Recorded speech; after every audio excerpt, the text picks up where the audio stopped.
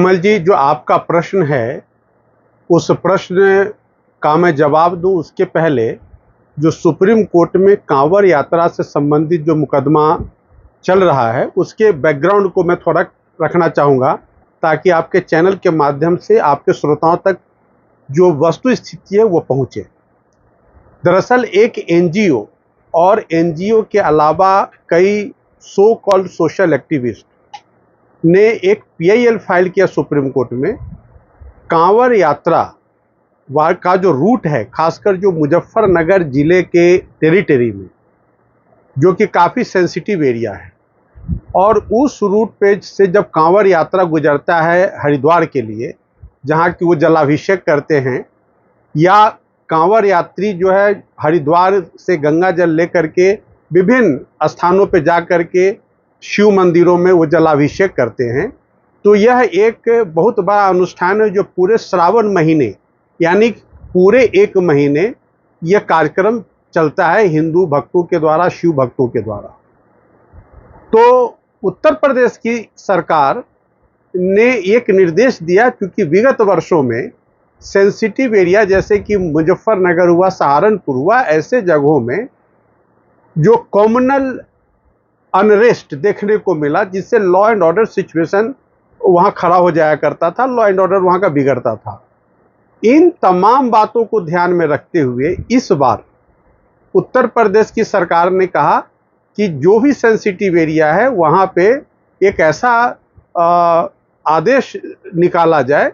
जिससे कि ये हो कि जितने भी कांवड़ रूट में दुकानें हैं, वो चाहे किसी भी धर्म के लोग उस दुकान के मालिक हों, वो अपने दुकान के सामने अपना नेम प्लेट और उनके दुकान में जो एम्प्लॉइज़ काम करते हैं उनका नाम उसको प्रदर्शित किया जाए, ताकि जो भी कांवड़ यात्री, आपको याद होगा जो कांवड़ यात्रा लोग पैदल चलते हैं और वो बिल्कुल नंगा पांव चलते हैं, तो वो रुक रुक करके ऐसे जो बिल्कुल शुद्ध शाकाहारी और शुद्ध होटल है वहाँ रुक करके वो आराम भी करते हैं और वो भोजन भी करते हैं। उसके बाद फिर वो आगे अपने गंतव्य की ओर चलते हैं। तो इन तमाम बातों को ध्यान में रख करके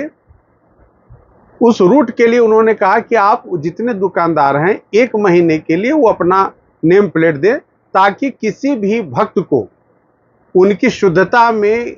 पर्व की पवित्रता में किसी तरह का ठेस न पहुंचे और वो बिल्कुल निर्बाध गति से अपने पर्व को निभा सके। आपको याद होगा कि जो मुजफ्फरनगर का एरिया है,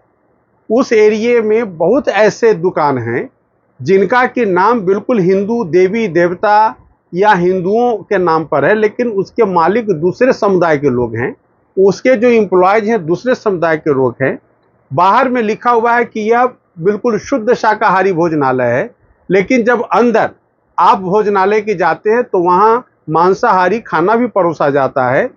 इस पर्व में बहुत लोग लहसुन प्याज खाना भी उचित नहीं समझते हैं, उसको वर्जित करते हैं, तो उनको लहसुन प्याज युक्त खाना परोसा जाता है। इसलिए एहतियातन अब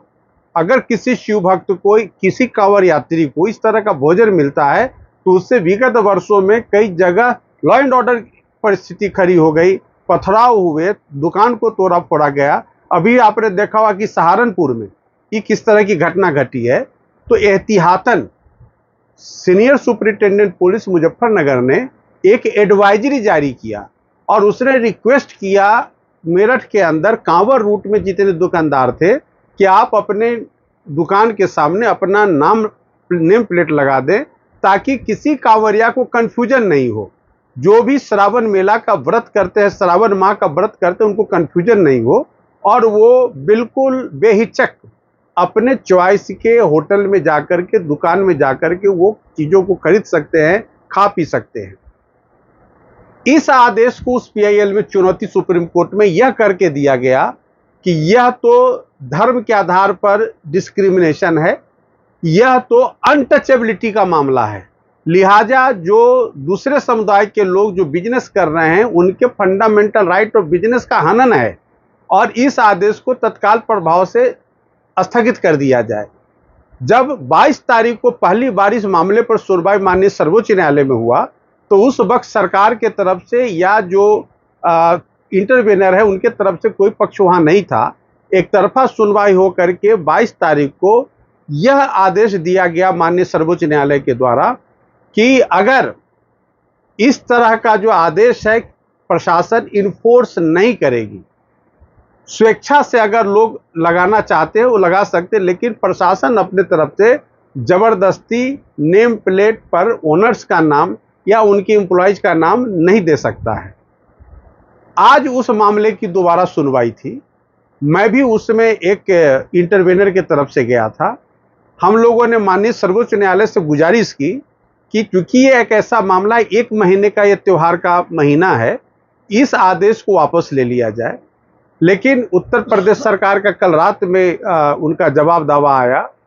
उत्तराखंड की सरकार ने अपना समय मांगा कि उनको समय दिया जाए जवाब दाखिल करने के लिए। अब संभवतः इस पूरे मामले की सुनवाई 5 अगस्त को होगी, लेकिन इस स्थगन आदेश को अगली तारीख तक के लिए बढ़ा दिया गया है।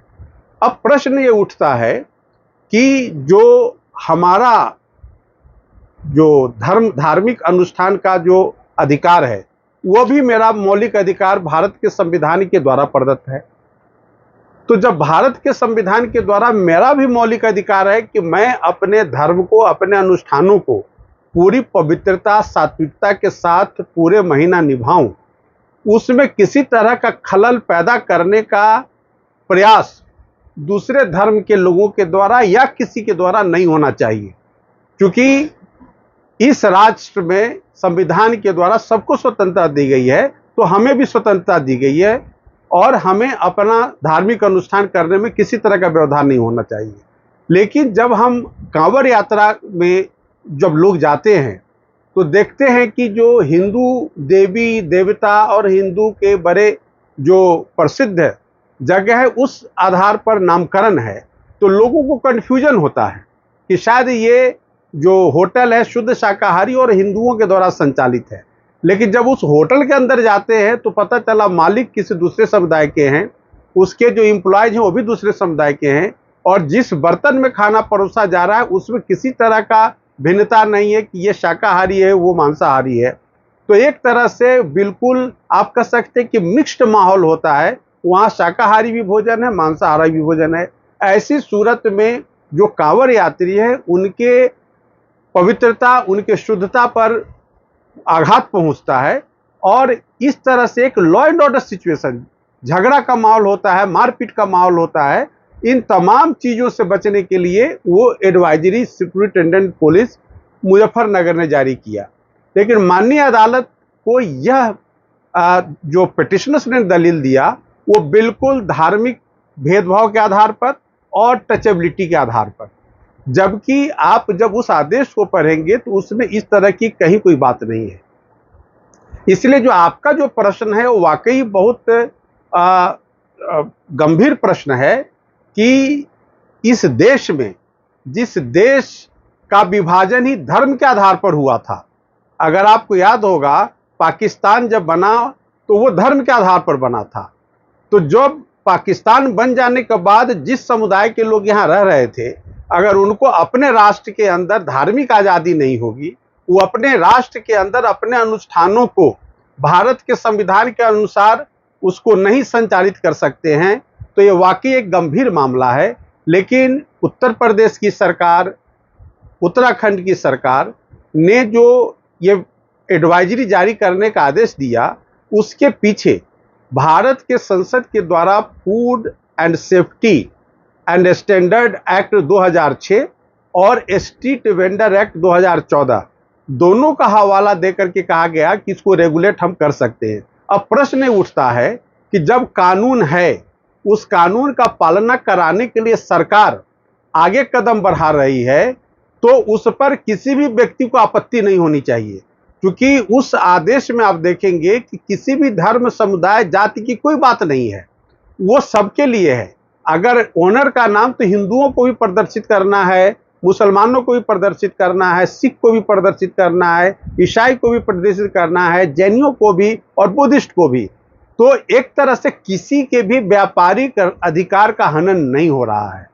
और ये टेम्पररी पीरियड के लिए, 1 महीने के लिए, अगर 1 महीने के लिए हम अपने परिवार में जब कोई धार्मिक अनुष्ठान करते हैं तो कोई वेज खाने वाला तो वेजिटेरियन बंद कर देता है और बिल्कुल शुद्ध शाकाहारी इवन की गार्लिक ओनियन नहीं खाए जाते हैं। तो एक माहौल परिवार के अंदर भी दिया जाता है। तो क्या हम समाज में ऐसा माहौल देते हैं जिसे गैर कानूनी माना जाएगा? क्या इससे किसी के अधिकार का हनन माना जाएगा? आप जब भारत की संविधान को देखेंगे, जो कानून बनाया गया है भारत के संसद के द्वारा उसको देखेंगे, जो कंज्यूमर प्रोटेक्शन एक्ट बनाया गया है 1985 में आप उसको देखेंगे, और अभी जो नागरिक संहिता आई है भारतीय नागरिक संहिता की धारा 299 में इस बात की बड़ी विस्तृत व्याख्या है कि अगर कोई व्यक्ति अपनी पहचान छुपा करके वह एक ऐसा सामान बेचता है जिससे किसी दूसरे के धार्मिक भावना को अहित करता है या उस पर चोट पहुंचाता है, तो इसके लिए एफआईआर रजिस्टर की जा सकती है, उसके ऊपर पुलिस कार्रवाई कर सकती है। तो इस तरह का पावर जब भारतीय न्याय संहिता में दिया गया है तो एसएसपी मुजफ्फरनगर के एडवाइजरी को किसी भी तरह से गैर कानूनी नहीं माना जा सकता है। यह भी बात सही है कि आप अपना पहचान छिपा करके किसी और नाम से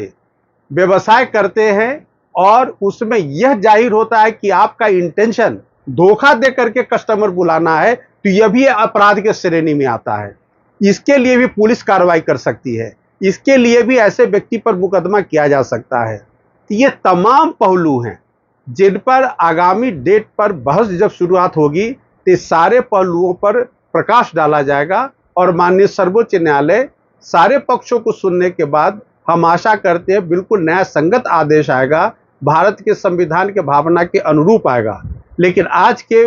माहौल में, आज के परिदृश्य में कांवड़ यात्रियों के लिए जो व्यवस्था सरकार द्वारा की गई थी उस पर निश्चित रूप से माननीय सर्वोच्च न्यायालय ने रोक लगाया है। लेकिन आज बहस के दरमियान माननीय सर्वोच्च न्यायालय ने कहा कि हमारा आदेश सिर्फ इतना है कि प्रशासन उनको बाध्य नहीं कर सकती है नेम प्लेट लगाने के लिए, लेकिन अगर कोई दुकानदार, अगर कोई शॉपकीपर अपनी इच्छा से नेम प्लेट लगाता है, अपने एम्प्लॉयज का नाम लिखता है, तो उस पे माननीय सर्वोच्च न्यायालय का अंतरिम आदेश आरे नहीं आएगा। तो इस तरह से आज एक तरह से कह सकते हैं कि ओरल क्लैरिफिकेशन, और माननीय सर्वोच्च न्यायालय ने बार बार कहा कि हमारा ऑर्डर बहुत क्लियर है, हमने दुकानदारों के स्वेच्छा से अगर वो एक ऐसा कदम उठाते हैं वो कर सकते हैं, उस पर किसी तरह की बंदिश नहीं है।